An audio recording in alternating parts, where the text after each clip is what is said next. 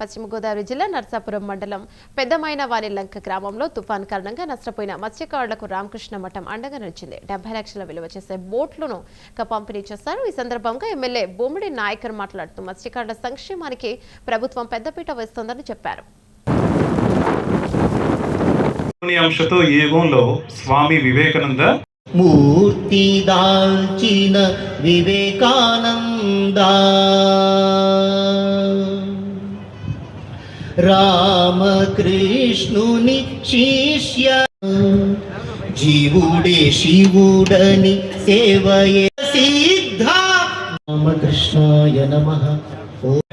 జై శ్రీ గోదావరి మాయి కీ స్థాపకాయ చ ధర్మస్య సర్వధర్మస్వరూపిణే అవతార వరిష్ఠాయ రామకృష్ణాయ తే నమః. జననీ శారదాం దేవీ రామకృష్ణం జగద్గురుం పాదపద్మే దయో శ్రిత్వా నమస్తే యతిరాజాయ వివేకానంద సూరయే. గ్రామంలోకి వెళ్ళిన వెంటనే మేము అక్కడికి వెళ్ళడం మొదటిసారి.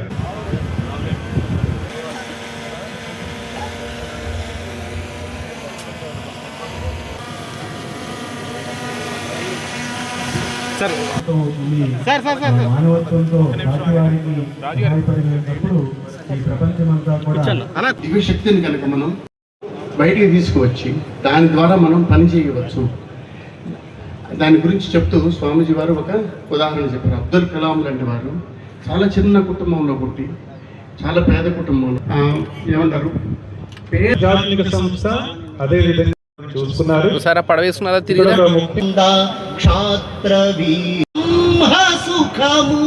విడచి మాందు కన్నా అంటే ప్రభుత్వం నుంచి వచ్చిన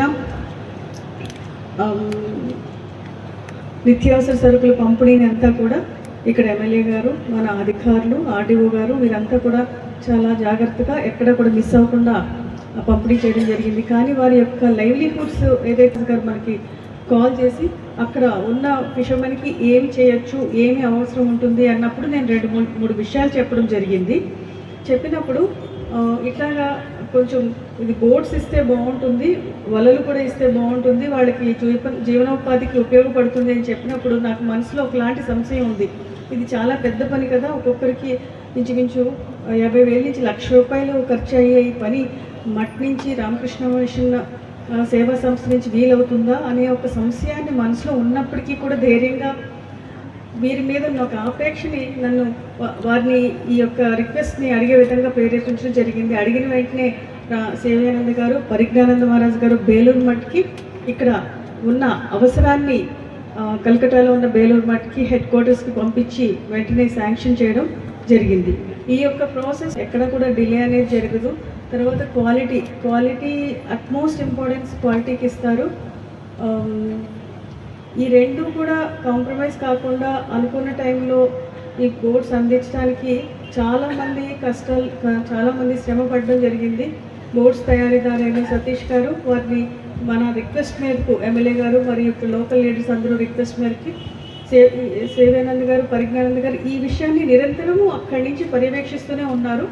వచ్చి ఇక్కడే పిఎం లంక్లోనే వారు ఇక్కడ బోటు తయారీది కేవలం ఎవరైతే బోట్స్ తీసుకోబోతున్నారో వారి యొక్క కనుసన్నల్లో ఇది జరగాలి, క్వాలిటీ అంతా కూడా ఏ విధంగా ఉండాలి అనేది వాళ్ళు చూసుకుని చేయాలి అన్న ఉద్దేశంతో ఇక్కడే చేస్తూ ఉంటే గత 3 నెలలుగా అందరూ కూడా సహాయ సహకారాలు అందించడం జరిగింది.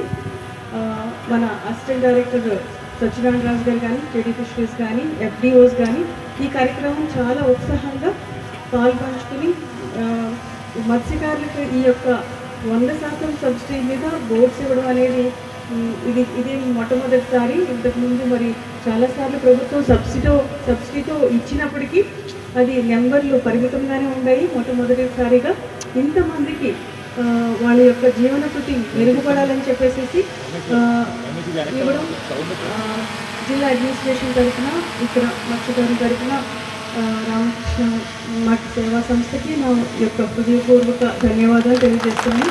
మరి యొక్క మాట ఏంటంటే గత నెల డిసెంబర్ 28వ తారీఖున union finance minister December 28 union finance minister Nirmala Sitharaman గారు ఈ విలేజ్కి రావడం జరిగింది. ఈ పిఎం లంక విలేజ్ మేడం అనేక కార్యక్రమాలు సేవా కార్యక్రమాలు చేపట్టారు మహారాజ్. మీకు ఇన్ఫర్మేషన్ ఒక గ్యాబియన్ వాల్ స్ట్రక్చర్ కూడా కడుతున్నారు. ఈ ఊరు కొట్టుకుపోతుంది అని చెప్పేసి ప్రజలు వారి దృష్టికి తీసుకెళ్ళినప్పుడు ఇంచుమించు 13.5 కోట్ల రూపాయలతో ఒక gabion wall structure to prevent erosion, soil erosion of the land, there constructing, it is under construction. అయితే వారు కూడా మీటింగ్కి వచ్చినప్పుడు ఈ బోర్డ్స్ని తయారీని అంతా చూసి ఈ ఆలోచనని సహాయం చేస్తున్న అందరినీ కూడా బోర్డ్స్ అని అనుకున్నప్పుడు వాటికి ఒక డౌట్ ఉండేది, చేయడమా అందించడం, క్వాలిటీకి అందించడం అనేది జరుగుతుందా లేదా అని చెప్పేసి. తర్వాత బోర్డ్స్ ఉంటాయా లేదా అనేది కూడా ఒక డౌట్ చాలా మందికి ఉంటుంది. దయచేసి మత్స్యకార సోదరులు అందరూ కూడా మీకు ఏదైతే అందిందో ఈ బోటు, ఈ వలలు, ఇవన్నీ కూడా భగవంతుడు రామకృష్ణ వారి ప్రసాదం కింద భావించి మీరు చాలా జాగ్రత్తగా చూసుకుంటారు. ఈ బోట్స్ మీద జీవన వృత్తి పొందాలి. మంది వారి యొక్క బోట్లు కొట్టుకుని దెబ్బతి ఏ ఒక్క బోట్ని కూడా మిస్యూజ్ చేయొద్దు. దయచేసి మీ యొక్క సొంత అవసరాలకి ఇవన్నీ మీరు వాడుకుంటారని చెప్పేసి కోరుకుంటూ మరొకసారి సేవానంద మహారాజ్ వారికి, పరిజ్ఞానంద మహారాజ్ వారికి మరియు సత్యేశానందజీ మహారాజ్ వారికి అంత దూరం నుంచి ఇక్కడ అంటే ఇక్కడ వీరందరూ ఆర్థిక సహాయం చేసి 100 మందికి జీవన వృత్తికి అభివృద్ధి చెందడానికి తోడ్పడిన వారందరికీ కూడా నా యొక్క నమస్కారాలు తెలియజేసుకుంటూ సెలవు తీసుకుంటున్నాను. ఏదైతే అగ్రకుల క్షత్రియులు కానీ మత్స్యకార సోదరులు కానీ ఇక్కడ జీవన విధానం, వారి యొక్క జీవన విధానం ఏ రకంగా ఉంటుందో చూసి మరి కలకత్తాలో ఉన్నటువంటి రామకృష్ణ మిషన్ యొక్క బేలూరు మత్ వారు అంటే ప్రత్యేకంగా మనకి దీనికి మరి గౌరవనీయులు కలెక్టర్ గారిని మనం మనస్ఫూర్తిగా అభినందించాలి. మరి కలెక్టర్ గారు మరి రామకృష్ణ మిషన్ వారితో మాట్లాడి మరి రాజమండ్రి టీం ఉన్నటువంటి మరి స్వామి సేవానందజీ మహారాజ్ గారి సహకారంతో మరి ఈ రోజున కలకటాలో ఉన్నటువంటి సత్యేష ఆనంద్ మహారాజ్ గారు, అదేవిధంగా ససంవేద సందజీ మహారాజ్ గారి యొక్క సహాయ సహకారాలతో 100 మంది మత్స్యకార సోదరులకి బోట్లు, అదేవిధంగా వలలు అంటూ వివిధ రకాలైనటువంటి 70 లక్షల రూపాయలతో ఇక్కడ ఈ రోజున ఉచితంగా ఎక్కడో ఒకటి ఎవరి వద్ద కూడా 1 రూపాయి కూడా ఆశించకుండా, అంటే ఏదైనా ప్రభుత్వం కానీ అదేవిధంగా ఏదైనా సేవా కార్యక్రమాలు చేసిన కొంత సబ్సిడీతో ఇస్తారు. పూర్తిగా 100% ఎవరు ఉచితంగా ఎవరు మరి రామకృష్ణ మఠం వారు, బేలూరు మఠం వారు ప్రతి ఒక్కరికి కూడా ప్రతి ఒక్క మత్స్యకారుడు 100 బోట్లు 70 లక్షల రూపాయలతో ఈ రోజున మరి ఇక్కడ ఉన్నటువంటి మత్స్యకార సోదరులకి బోట్లు, వలలు, మరి పనిముట్లు ఇచ్చే విధంగా కూడా సహకరించారు. వారికి మన నియోజకవర్గం తరఫున, మనందరి ప్రజల తరఫున కూడా నేను రామకృష్ణ మఠం యొక్క యజమానాన్ని నేను మనస్ఫూర్తిగా అభినందిస్తున్నాను. నేను తప్పనిసరిగా మీరు కూడా ఇవాళ మీకోసం వాళ్ళు కలకటా నుంచి వచ్చారు, వివిధ రాష్ట్రాల నుంచి వచ్చారు. అంటే మీ జీవన విధానాన్ని చూసి మన తుఫాన్లో కూడా చూశారు. ఆ రోజు కలెక్టర్ గారు కానీ మేము కానీ ఏ రకంగా మీకు ఏ రకంగా సహకరించామో ప్రభుత్వం కూడా, చంద్రబాబు నాయుడు గారు కూడా, మీరందరూ కూడా మీకు ఇచ్చిన పనిముట్లని జాగ్రత్తగా ఒక బాధ్యతగా ఉంచుకుంటూ అది దైవ ప్రసాదంగా దేవుడు ఇచ్చిన వరంగా మీ అందరికీ కూడా మరి వస్తువులను జాగ్రత్తగా మీరు ఉంచుకోవాలని చెప్పి నేను మనస్ఫూర్తిగా మీ అందరిని కూడా తెలియజేస్తున్నాను. నేను తప్పనిసరిగా మరి మొన్న కూడా చూశారు నిర్మలా సీతారామన్ కేంద్ర మంత్రి వర్యులు, మరి ఆవిడ కూడా వచ్చి మరి పెద్దమేరవరం గ్రామంలో మరి ఏ రకమైన అభివృద్ధి చేస్తున్నారో కూడా మీరందరూ చూస్తున్నారు. మరి మీరందరూ గ్రామస్తులందరూ కూడా ఎక్కడ కూడా భేదాభిప్రాయాలు లేకుండా ప్రతి ఒక్కరూ దయచేసి మీరు కూడా ఆలోచన చేసుకోవాలి. ఎందుకంటే మనం అందరూ కలిసి ప్రయాణం చేస్తున్నాం.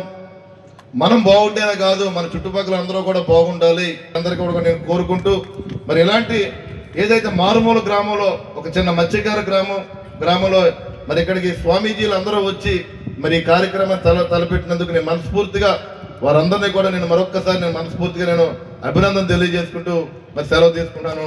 ధన్యవాద్ స్వామీజీ. ఇప్పుడు ఇది ఎందుకు చెప్తున్నామంటే, భోజనం పెట్టామనుకోండి, ఒక పూట పెడతాం, 2 పూటలు పెడతాం, ఎన్నాళ్ళని పెడతారు ఎవరైనా? అదే మీరు సంపాదించుకోగలిగితే, మీ కాళ్ళ మీద మీరు నిలబడగలిగితే అది నిజమైనటువంటి సహాయం. అదే స్వామి వివేకానంద చెప్పారు. ఏం చెప్పారంటే, ప్రపంచంలో ఉన్నటువంటి సంపదనంతా తీసుకొచ్చి ఒక కుగ్రామంలో వేస్తే ఆ గ్రామం ఏమీ అభివృద్ధి చెందదు. ఎప్పుడు అభివృద్ధి చెందుతుందంటే, ఎవరి కాళ్ళ మీద వాళ్ళు నిలబడి ఎవరి ఉపాధి వాళ్ళు సంపాదించుకుంటే ఆ గ్రామం అభివృద్ధి చెందుతుంది అని స్వామి వివేకానంద ఆనాడు చెప్పారు. స్వామి వివేకానంద ఆశయాలు భావాలు చదివిన మీ కలెక్టర్ గారికి ఆలోచన వచ్చింది. డబ్బులు ఎంతైనా ఇస్తాం, ఎంతకైనా ఇచ్చినంతసేపు కూర్చొని ఖర్చు పెడుతూ ఉంటాం. ఆ డబ్బులు సంపాదించుకోవడంలోనే ఆనందం ఉంది. కష్టపడి సంపాదించుకొని స్వతంత్రంగా మనం ధైర్యంగా చెప్పుకోగలగాలి, నేను సంపాదించాను, ఫ్రీగా ఉన్నానని. అది అందుకని ఆ కొటేషన్లు కూడా రాసాం. మీ స్వశక్తిపై మీరు నిలబడండి, మీ కాళ్ళ మీద మీరు నిలబడండి, మీరు స్వతంత్రులు కండి అని స్వామి వివేకానంద అన్నారు. సో ఆ యొక్క సందేశంతో ఈ కార్యక్రమం జరిగింది. ముఖ్యంగా మీరు గుర్తుపెట్టుకోవాల్సింది ఏంటంటే, ఈ యొక్క పథకానికి వెనుకతలు ఎంతోమంది కృషి చేశారు. మీరందరూ గోదావరి మాత ముద్దు బిడ్డలు. ఎంతోమంది ప్రపంచంలో, భారతదేశంలో ఎన్నో ప్రాంతాల నుంచి వచ్చి గోదావరిలో మునిగితే చాలు పుణ్యం వస్తుంది అని అనుకుంటే, మీరు ఎప్పుడు గోదావరిలోనే ఉంటారు. మీరెంత పుణ్యాత్ములో మరి చూడండి. మీరు ఎప్పుడైనా ఆలోచించరా? మీరందరూ మహాపుణ్యాత్ములు, ఆవిడ ఒడిలో ఉంటున్నారు. అందుకని ఉదయం మీరు వెళ్ళినప్పుడు, లోపలికి వెళ్ళినప్పుడు గోదావరి తల్లికి నమస్కారం చేయండి. అయిపోయి బయటకు వచ్చినప్పుడు గోదావరి తల్లికి నమస్కారం చేయండి. అది మన తల్లికి మనం మర్యాద ఇస్తున్నట్టు. మోగ మనసుల సినిమా చూసారా? చూడకపోతే చూడండి. మోగ మనసుల సినిమా నేను హై స్కూల్లో ఉన్నప్పుడు మా నాన్నగారు తీసుకెళ్ళి చూపించారండి. చాలా మంచి సినిమా. అది ఇక్కడే మీ నర్సాపూర్ రేవులో తీశారని విన్నాను. ఆ సినిమాలో ఒక సన్నివేశం ఉంటుందండి, మీ అందరికి ఉపయోగపడుతుంది. అది రోజు పడవలో ఆ బోట్ అయినా కాలేజీకి అమ్మాయిని పంపిస్తారు, దాటి తీసుకెళ్తారు. రోజు అదే పని.